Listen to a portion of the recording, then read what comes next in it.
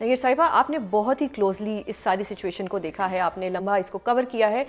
مذاکرات کا جو ماحول ہے وہ آپ کو کیا بنتا دکھائی دے رہا ہے؟ ڈو یو تھنک کہ سب ٹھیک ہو جائے گا؟ اور مجھے یہ بھی بتائیں کہ اسلام آباد کی اس وقت تیاریاں کیسی ہیں، کیا ماحول ہے اس وقت؟ جی، اس وقت اسلام آباد میں بالکل ویسے ہی سما ہے جیسے عید کا سما ہوتا ہے. بالکل. اور پوری دنیا جو ہے وہ اس عید کی خوشیاں جو ہے وہ اسلام آباد کے ساتھ اور پاکستان کے ساتھ سیلیبریٹ کر رہی ہے. سوائے وہ مدثر صاحب نے صبح ٹویٹ کی تھی کہ ابلیس کے علاوہ سارے خوش ہیں. تو وہ جو ابلیس کو پتھر تو پڑنے چاہیے ویسے تو وہ پڑھ رہے ہیں، اور کیا آپ چاہتی ہیں وہ کیا کرے، خودکشی کر لے ابلیس. تو میرا یہ خیال ہے کہ اس وقت جو مجموعی طور پر پاکستان کا ایک تشخص دنیا بھر میں ابھرا ہے، اور اس کی جو جھلک ہے وہ آپ کو ٹویٹر پہ دیکھنے سے یا فیس بک پہ صرف دیکھنے، تو آپ جہاں جہاں دیکھیں گی وہ جھلک آپ کو دکھائی دے گی. تو ایک جو بنیادی نقطہ ہے جو آپ نے سوال کیا اس کے اوپر آتے ہوئے، کہ بنیادی نقطہ اس میں یہ ہے کہ مذاکرات کا کیا ہوگا، کیونکہ پاکستان کا اس میں رول کیا ہے. سب سے پہلے ہمیں یہ سمجھنے کی ضرورت ہے. اس میں کچھ کسی حد تک بات جو ہے مدثر صاحب نے کی ہے. پاکستان اس میں جو ہے وہ میزبان ہے. پاکستان کی اور پاکستانیوں کی میزبانی تو ویسے بھی پوری دنیا میں مشہور ہے، لیکن پاکستان میزبان ہے، اور پاکستان جو ہے وہ اس میں ایک فیسیلیٹیٹر کا رول پلے کرے گا. میزبانی کرے گا، دونوں کو بٹھائے گا، ان کی خاطر مدارات کرے گا، ان کو ایک ایسا پرامن قسم کا ماحول فراہم کرے گا جس میں وہ بیٹھ کر اپنی بات کھل کر سکیں، چاہے وہ ایک طرف کے 10 نکات ہوں یا دوسری طرف کے 15 نکات ہوں، یا پاکستان چائنا کے درمیان ڈسکس ہونے والے 5 نکات ہوں. یہ تمام نکات جو ہیں وہ وہاں میز پر آئیں گے. اور شیڈیول کیا ہوگا، ساری چیزیں کیا ہوں گی، پاکستان نے یہ نہیں طے کرنا، یہ مہمانوں نے طے کرنا ہے کہ بھئی ہم نے کس حساب سے چلنا ہے. لیٹس ہوپ کہ وہ آپس میں اتنے اچھے ماحول میں گفتگو ہو کہ یہ مذاکرات کا عمل، کیونکہ مہمان آئے اپنی مرضی سے، ہم نے ان کو نہیں بھیجنا. ہماری کوشش ہوگی کہ یہ انتظامیہ کی جانب سے ہے کہ وہ اسی طرح سے چلتے رہیں. لیکن یہ ہے کہ اس میں پاکستان نہ تو گارنٹر ہے، پاکستان نے کوئی گارنٹر ہونے کا رول اس میں پلے نہیں کرنا، نہ ہی پاکستان جو ہے وہ جنگ کا کوئی فریق ہے. اس میں یہ بات بھی انڈرسٹینڈ کرنے کی ضرورت ہے. تو اگر دنیا میں کہیں یہ ڈسکشن ہو رہی ہے کہ پاکستان کیا کرے گا، یا پاکستان اس میں پتہ نہیں کوئی سٹیک ہولڈر ہے، تو پاکستان نہیں ہے. اس میں ہمیں یہ انڈرسٹینڈ کریں، پاکستان نے ایک گڈ ول جسچر کے طور پر یہ جو مذاکراتی عمل ہے یہ ایک دن میں نہیں ہو گیا. یہ مذاکراتی عمل جو ہے یہ 19 مارچ کو، اس سے پہلے جب ایران اور امریکا کی جو جنگ ہے اس کے درمیان میں جب گفتگو ہو رہی تھی، تو اس سے پہلے 19 مارچ کو جو ہے یہ بیٹھے تھے، 4 ممالک بیٹھے، انہوں نے گفتگو کی، 3 ممالک بیٹھے، انہوں نے گفتگو کی. پاکستان، ترکی اور ایجپٹ کا بڑا اس میں کلوز جو ہے وہ رول رہا. اس کے بعد 29 مارچ کو پھر بیٹھے. تو ابھی ہنسوں کی بات کر رہے تھے، تو یہ 19 مارچ، 29 مارچ اور پھر 9 اپریل، یہ 9 کا ہنسا بھی بڑا امپورٹنٹ جو ہے وہ دکھائی دے رہا ہے. تو اب 9 اپریل کو ایک بار پھر ہم دیکھ رہے ہیں، ہم انتظار کر رہے ہیں آج اپنے مہمانوں کا کہ وہ کس وقت پہنچیں گے. لیکن یہ ہے کہ ابھی تک کوئی شیڈیول جو ہے وہ ہمارے پاس موجود اس لیے نہیں ہے کہ وہ رات گئے سے لے کر صبح تک کسی وقت پہنچیں گے، کیونکہ امریکہ کی طرف سے تو یہ اناؤنسمنٹ آ چکی ہے، ایران کی طرف سے بھی اناؤنسمنٹ آ چکی ہے. لیکن وہ جو ہی یہاں پہنچیں گے تو اس کے بعد پھر اگلا ماحول جو ہے وہ اس حساب سے ہی بنے گا.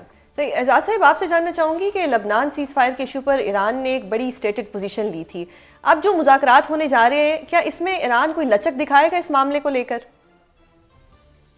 جی، ایران کے پاس نیچرلی یہ ایک ان کا الہی رہا ہے حزب اللہ، اور وہ اس کو تنہا نہیں چھوڑنا چاہتے، اور اس وجہ سے وہ پورا زور لگائیں گے کہ یہ جنگ اسرائیل کی جو ہے لبنان پہ وہ بند ہو. اور پاکستان بھی یہی کہے گا، وہ کہہ بھی رہا ہے پاکستان.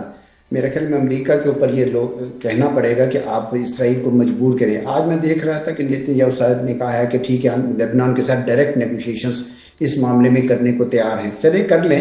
لیکن جو ان کا ساؤتھ لبنان کا حصہ جو ہڑپ کرنا چاہ رہے ہیں نیتن یاہو صاحب، وہ میرے خیال میں ایران کو یا حزب اللہ کو یا ایون لبنان کو قابل قبول نہیں ہوگا.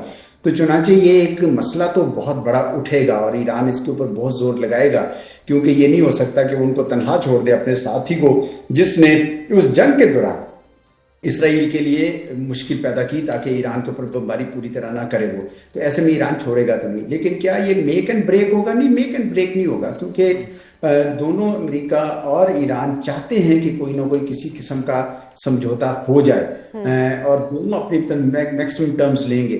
لیکن بہرحال یہ ایک نقطہ اچھا سر، آپ نے کہا کہ وہ چاہتے ہیں، لیکن ایک سپوائلر بھی ہے، نیتن یاہو از اے سپوائلر. اس کی گارنٹی کون دے گا سر؟ دیکھیں، اس کی گارنٹی امریکہ ہی دے سکتا ہے. اگر امریکہ کوئی چاہتا ہے کہ تعلقات کو یعنی مذاکرات کو کامیاب بنائے تو پھر اس کو کچھ نہ کچھ اس کو پھر زور ڈالنا پڑے گا. اور اسرائیل امریکہ کی آشیرواد کے بغیر کچھ بھی نہیں ہے, نہیں کر سکتا ہے کچھ بھی.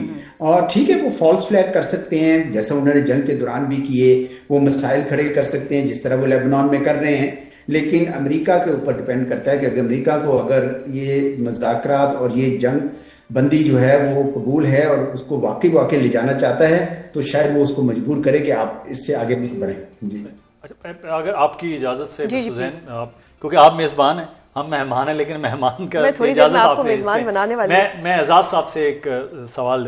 سر آپ نے 5 پوائنٹس ابھی سٹارٹ میں بولے تھے, اس میں ایک سیاسی قیمت جو ہے وہ بڑھ گئی اور آوازیں اٹھنا شروع ہو گئی امریکہ میں.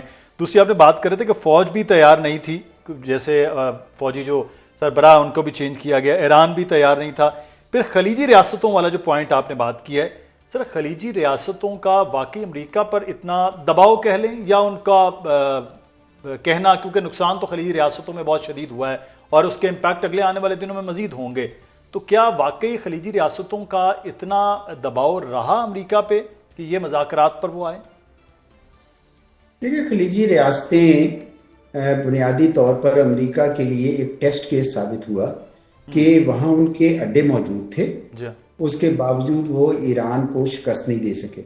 اور ایک مجروح شدہ ایران اگر امن آتا ہے تو ان خلیجی ریاستوں کے لیے آپ سوچ سکتے ہیں کہ یہ ریکنسٹرکشن کرنے کے بعد اس علاقے کی ایک ہیجمون, ایک بالادست قوت بن جائے گی. اس لیے خلیجی ریاستوں کو یہ خیال ہے کہ امریکہ کے اگر اڈے ہمیں یہ حفاظت نہیں دے سکے تو پھر ہم امریکہ سے پوچھنا چاہیں گے نا کہ آپ پھر ایران کو کیوں اس طریقے سے چھوڑ رہے ہیں, آپ کیوں نہیں وہ کر رہے. تو امریکہ کا اپنا یہ تھا کہ بھئی میری تو پوری کی پوری ساکھ گر رہی ہے ان اڈوں کی وجہ سے. 750 جگہوں پہ اڈے ہیں ان کے, وہ سارے ممالک بھی سوچیں گے کل کو کہ بھئی اگر ہم یہ حفاظت نہیں کر سکیں اس کی ان تمام یعنی ملکوں کی, تو کل کو ساؤتھ کوریا بھی سوچے گا, جاپان بھی سوچے گا, ایون فلپائن بھی سوچے گا, یہ سب سوچیں گے. تو امریکہ کی ساکھ کو بہت زیادہ شدت سے وہ مجروح ہو رہی تھی. اس لیے امریکہ کا خیال تھا کہ اس جنگ کو مزید آگے بڑھانے کی بجائے میں کوئی ایسا موڑ لے آؤں جس میں کم از کم اسٹریٹ آف ہرمز کھلوا لوں, ایران کو کمزور تو کر دیا ہے, اس کا نیوکلیر پروگرام کو کم از کم نیوٹرلائز کروا لوں, تو میں یہ کہہ سکوں گا کہ اب یہ آپ کے لیے اتنا خطرہ نہیں ہے جتنا جنگ سے پہلے تھا. لیکن اگر یہ 2 چیزیں وہ نہ کروا سکا تو پھر تو یقیناً خلیجی ریاستوں کے لیے بڑی مشکل ہوگی, کیونکہ اسٹریٹ آف ہرمز پہ اگر ایران ٹیکس لگاتا ہے تو پھر ان لوگوں کے لیے ایک یعنی جس سے کہتے ہیں ناقابل قبول قسم کی صورتحال پیدا ہو جائے گی. میرا خیال ہے کہ خلیجی ریاستیں خصوصاً سعودی عرب تو بالکل چاہتے تھے کہ اب اس جنگ کو مزید نہ لے کے جائیں, تباہ کاری کی طرف نہ لے کے جائیں, کیونکہ یہ آپ کو بھولنا نہیں چاہیے کہ ڈونلڈ ٹرمپ صاحب کیا کہہ رہے تھے. وہ کہہ رہے تھے اگلی سطح جو ہے وہ پاور پلانٹس ہیں اور بریجز ہیں, اور ان کی وہ بالکل یعنی غیر انسانی قسم کے کرائمز اگینسٹ ہیومینٹی کی بات کر رہے تھے. تو ایران نے جواب نہیں دینا تھا. جیسے ایران کے اس کے اوپر اصولیہ پہ حملہ ہوا تو انہوں نے جبیل پہ سعودی عرب پہ حملہ کیا, پیٹرو کیمیکل پلانٹ پہ.